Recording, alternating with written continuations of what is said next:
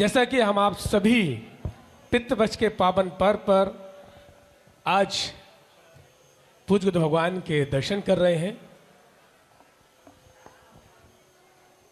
सच्ची संतान वही होती है जो अपने परिवार के जो परिजन हैं, जो बुजुर्ग हैं, कि उनकी न सिर्फ जीवित रहते हुए सेवा करते हैं बल्कि उनकी सदगति होने के बाद भी उनका हम स्मरण करते हैं। हमारे सनातन धर्म की यह मान्यता है कि हम मृत्यु के बाद भी अपने पुरखों को नहीं भूलते हैं। हम हर वर्ष पितृ पक्ष के अवसर पर अपने पूर्वज को स्मरण करके उनका श्राद्ध कर्म करवाते हैं। पूज्य गुरु भगवान हमेशा कहते हैं कि यदि परलोक में मौजूद हमारे पूर्वज हमसे खुश हैं, हमसे प्रसन्न हैं, तो भूलोक में रहने वाले हम सभी, हमारी उन्नति को कोई नहीं रोक सकता और सदैव हमारे पूर्वज की हम सब पर कृपा बनी रहती है। सुख शांति उन्नति के लिए पितृ पक्ष में हम आप सभी अपने पूर्वज को याद करते हैं, उनका आशीर्वाद हम सब पर बना रहता है। तो आप भी अपने सामर्थ्य अनुसार आप दान पुण्य कीजिए और अपने पूर्वज का आशीर्वाद प्राप्त कीजिए, जिससे हमारे घर में हमेशा सुख शांति बने रहे और हमारे घर की उन्नति होती रहे। जैसा कि कल आप सभी ने पूज्य गुरु भगवान ने आदेश किया, पूज्य गुरु भगवान के मन में भाव प्रकट हुआ कि भारत के ऐसे प्रसिद्ध तीर्थ स्थल, जैसा कि पूर्व में गुरुदेव भगवान काशी में थे और काशी में उनके मन में भाव प्रकट हुआ था कि अगले साल हम अपने बागेश्वर धाम परिवार को ऐसे तीर्थ पर लेके जाएंगे, उस तीर्थ का उन्हें फल प्राप्त हो, गुरुदेव भगवान का आशीर्वाद भी उन्हें हो प्राप्त हो। तो ग्याजी में इस बार हम आप सभी मौजूद हैं और पितृपक्ष में हम फल प्राप्त कर रहे हैं। कल पुनः गुरुदेव भगवान के मन में ये भाव प्रकट हुआ कि भारत के ऐसे प्रसिद्ध जो तीर्थ हैं, उन तीर्थ में जाकर के देखिए, तीर्थ की भी महानता होती है। इस बार हमें दो तरीके से फल प्राप्त होता है। एक तो तीर्थ की रच को स्पर्श करने से हमारे कष्ट दूर हो जाते हैं,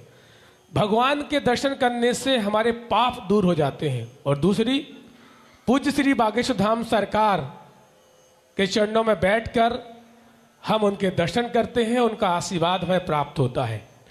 तो इसी भाव को आगे बढ़ाते हुए गुरुदेव भगवान ने ये संकल्प लिया पुनः कि हम अपने परिवार यानी कि बागेश्वर धाम परिवार के जो सेवक हैं, जो सदस्य हैं, उन सभी को पुनः दिसंबर माह में, जहां पर इस वर्ष नव वर्ष तो जैसे अपना नवरात्रि अप्रैल में होता है, लेकिन अंग्रेजी का जो नव वर्ष है, इस वर्ष नव वर्ष 29 दिसंबर से 2 जनवरी तक, जहां पर प्रभु श्री राम ने देवों का देव महादेव की पूजा की थी रामेश्वरम में 5 दिन तक, पूज्य गुरुदेव भगवान के दर्शन होंगे, पूज्य गुरुदेव भगवान का आशीर्वाद हम आप सभी प्राप्त करेंगे और महादेव के दर्शन करेंगे, भगवान के दर्शन करेंगे और साथ में हम अपने गुरुदेव भगवान के भी दर्शन करेंगे। तो गुरुदेव भगवान का ये संकल्प है कि 29 दिसंबर से 2 जनवरी तक 5 दिन तक पूज्य गुरुदेव भगवान के मुखारबिंद से